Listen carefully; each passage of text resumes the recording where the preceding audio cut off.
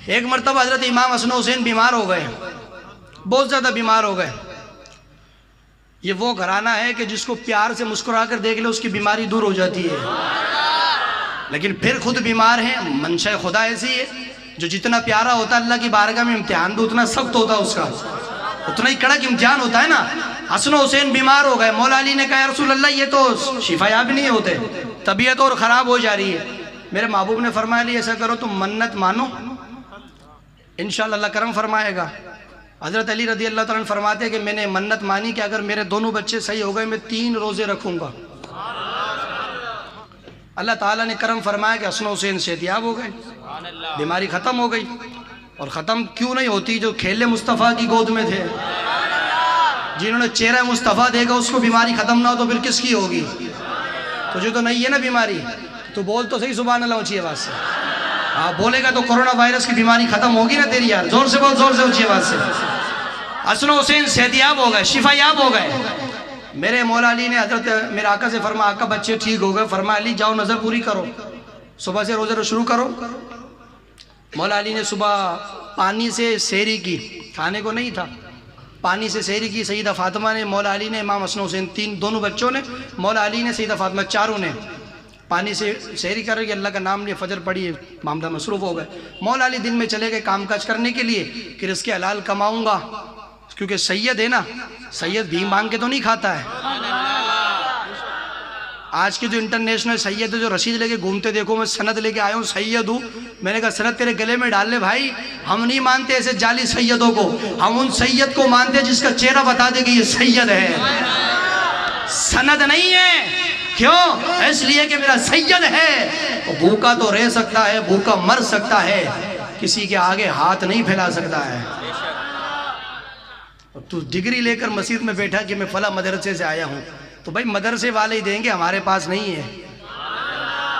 मुस्तफ़ा करीम की औलाद लोगों को खिलाने वाली, हम तो गुनाहगार हैं, हमारा माल कौन सा पाक है कि हुजूर की औलाद को दें हम?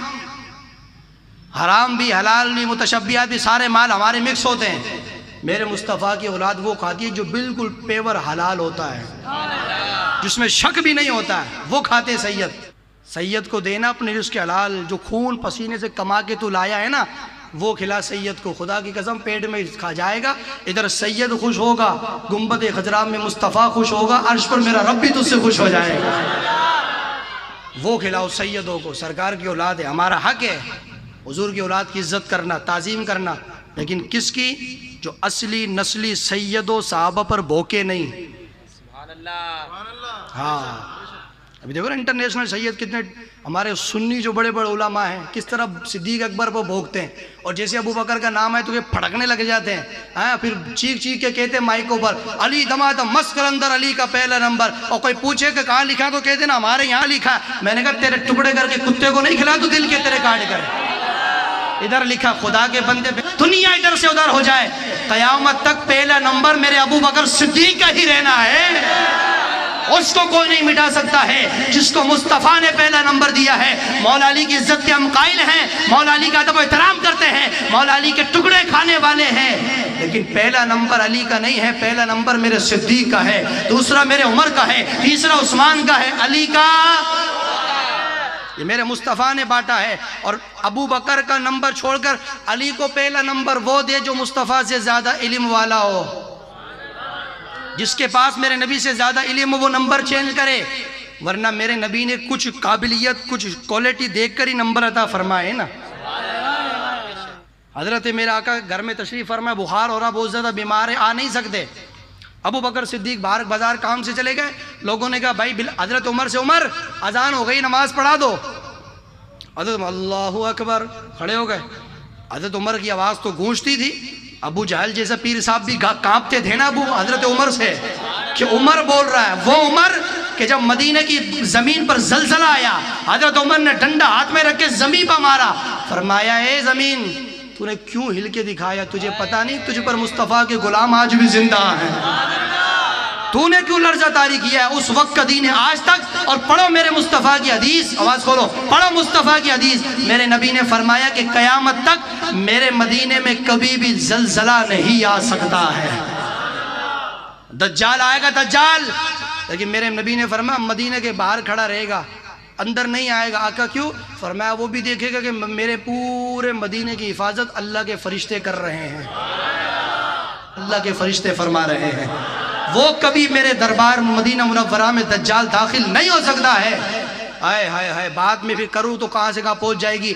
बात में ये कर रहा था, हज़रत उमर रज़ी अल्लाह ताला ने अज़ान अल्लाहु अकबर की सदा दी, पर्दा हटाया, देखा कि हज़रत उमर नमाज पढ़ा रहे हैं, नमाज ख़त्म हो गई। सिद्दीक़ अकबर का चाहने वाला आवाज़ नीचे नहीं रहनी चाहिए, हाथ नीचे नहीं, आवाज़ तगड़ी हो। अबू बकर सिद्दीक़ मौजूद नहीं थे। मेरे नबी ने देखा हज़रत उमर नमाज पढ़ा रहे हैं, हज़रत उमर ने सलाम फेरा। मेरे नबी ने फरमाया, उमर तुझे किसने कहा था कि तू नमाज पढ़ा? या रसूल अल्लाह, ये मेरे साहबा ने कहा था, पीर भाइयों ने। फरमाया, सुन लो, मेरे अबू बकर के होते हुए किसी को इजाजत नहीं है मेरे मुसल्ले पे खड़े होने की।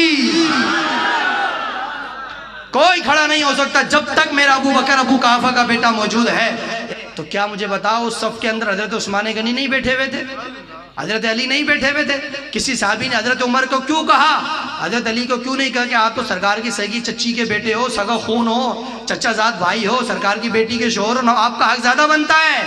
लेकिन नहीं, दूसरा नंबर साहबा ने उमर को दे के बता दिया। तो पहला तो वही जो बाजार गया हुआ है, दूसरा वही जो मुसल्ले पे खड़ा है, तीसरा चौथा लाइन में बैठा है।